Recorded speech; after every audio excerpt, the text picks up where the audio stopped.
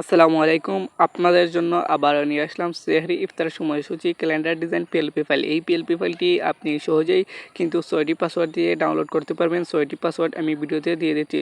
তো ভিউয়ার্স, ভিডিওটি সম্পূর্ণ দেখে আপনি পাসওয়ার্ড সংগ্রহ করে এই পিএলপি ফাইলটি ডাউনলোড করতে পারবেন।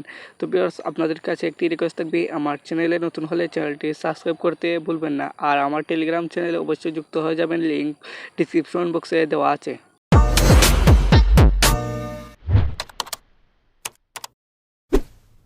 তো ভিউয়ার্স, আপনারা কিন্তু পিএলপি ফাইলটি ডাউনলোড করছেন। তো এখন দেখাই আপনারা কীভাবে কাস্টমাইজ করবেন। এর জন্য আপনার প্রয়োজন হবে পিক্সেল অ্যাপস। এই অ্যাপসটি আপনারা প্লে স্টোর থেকে ডাউনলোড করবেন। তো ডাউনলোড করার পর অ্যাপসে ঢুকবেন। এখান থেকে আপনারা ক্যান্সেলে ক্লিক করবেন। ক্যান্সেলে ক্লিক করার পর আপনারা দেখতে পারবেন উপরে কোনায় 3 ডট আইকন। তো এখানে ক্লিক করে নেবেন। এখানে ক্লিক করার পর এখানে দেখতে পারবেন আপনার সামনে আসছে ওপেন পিএলপি ফাইল। এখানে অনেক অপশন আসবে, তো এখান থেকে ওপেন পিএলপি ফাইলে ক্লিক করে নেবেন। ওপেন পিএলপি ফাইলে ক্লিক করার পর আপনি উপরে দেখতে পারবেন একটি অপশন পিএলপি।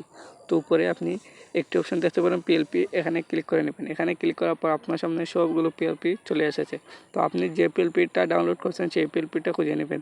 তো ভিউয়ার্স, আমি আমার যে পিএলপি ফাইলটি আমি খুঁজে নিলাম। তো এই পিএলপি ফাইলটির নামটি হচ্ছে ইফতার মাহফিল সময়সূচি পিএলপি 12। তো আপনারা খুঁজে নেবেন। খুঁজে নেওয়ার পর এখান থেকে ওপেন অনলিতে ক্লিক করলে আপনার কিন্তু পিএলপিটা যে হয়ে যাবে, চলে আসবে এখানে। তো এখান থেকে আপনারা কিন্তু কাস্টমাইজ করতে পারবেন। তো কাস্টমাইজ করার জন্য যদি আপনি সৌজন্য নামটি কাস্টমাইজ করতে চান, তো এখানের উপর ক্লিক করবেন। তো সৌজন্য নামের উপর ক্লিক করে নেবেন। তো তার আগে এখানে উপরে লেয়ারে ক্লিক করে এখান থেকে তালা অপশনগুলো অন করে দিবেন। তো অন করে দিলে আপনারা কিন্তু কাস্টমাইজ করতে পারবেন। তো প্রথমেই এই কাজটি আপনি করে নেবেন। তো ভিউয়ার্স, আমি আপনাদেরকে দেখিয়ে দিচ্ছি কোনগুলো আপনি তালা অপশন অন করবেন। তো সবগুলো আপনি অন করে দেবেন। অন করার পর আবার এখান থেকে এখন সৌজন্য নামটির উপর ক্লিক করবেন। ক্লিক করার পর এখান থেকে উপরে দেখতে পারবেন কোনায় পেন্সিলের মতো আইকন, একদম উপরে কোনায় দেখতে পারবেন পেন্সিলের মতো আইকন। আমি অবশ্যই মার্ক করে দেখিয়ে দিচ্ছি। তো এখানে ক্লিক করে নেবেন। এখানে ক্লিক করলে আপনার সামনে কিন্তু লেখার একটি অপশন চলে আসবে। তো পেন্সিলের মতো আইকনে ক্লিক করে নেবেন। ক্লিক করার পর আবার পেন্সিলের মতো আইকনে ক্লিক করবেন। তো আমি ক্লিক করে নিলাম। তো দেখতে পাচ্ছেন আমার সামনে কিন্তু লেখার টেক্সটগুলো চলে আসছে। তো এখানে কিন্তু আপনি নামটা কেটে আপনার নাম দিতে পারেন, বসে যার নাম দেওয়া প্রয়োজন তার নাম দিয়ে দিবেন।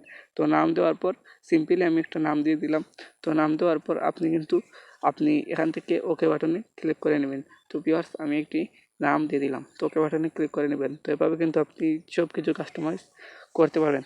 তো এখন দেখাই কীভাবে ইমেজ ডাউনলোড করবেন। এর জন্য উপরে 3 ডটে ক্লিক করে পরে দেখতে পারবেন এখানে এক্সপোর্ট ইমেজ। তো এক্সপোর্ট ইমেজে ক্লিক করবেন। এক্সপোর্ট ইমেজে ক্লিক করার পর আপনার সামনে দেখতে পারবেন আসছে সেভ টু গ্যালারি। তো সেভ টু গ্যালারি অপশনে ক্লিক করে নেবেন। তো সেভ টু গ্যালারি অপশনে ক্লিক করলেই আপনার ইমেজটি আপনার গ্যালারিতে চলে যাবে, অর্থাৎ আপনার গ্যালারিতে গিয়ে সেভ হয়ে যাবে। তো ভিউয়ার্স, এবার কিন্তু আপনারা ডাউনলোড করতে পারেন। তো ভিউয়ার্স, ছোট্ট একটি অ্যানাউন্সমেন্ট দিয়ে রাখি, আপনারা যদি প্রফেশনালি ফ্রি পিএলপি ফাইলগুলো পেতে চান তো আমার টেলিগ্রাম চ্যানেলে অবশ্যই যুক্ত হয়ে যাবেন, কারণ আমার টেলিগ্রাম চ্যানেলে প্রফেশনালি সব পিএলপি ফাইলগুলো আমি একদম ফ্রিতে দিয়ে থাকি। তো আপনারা অবশ্যই আমার টেলিগ্রাম চ্যানেলে যুক্ত হয়ে যাবেন, লিঙ্ক ডিসক্রিপশন বক্সে দেওয়া আছে।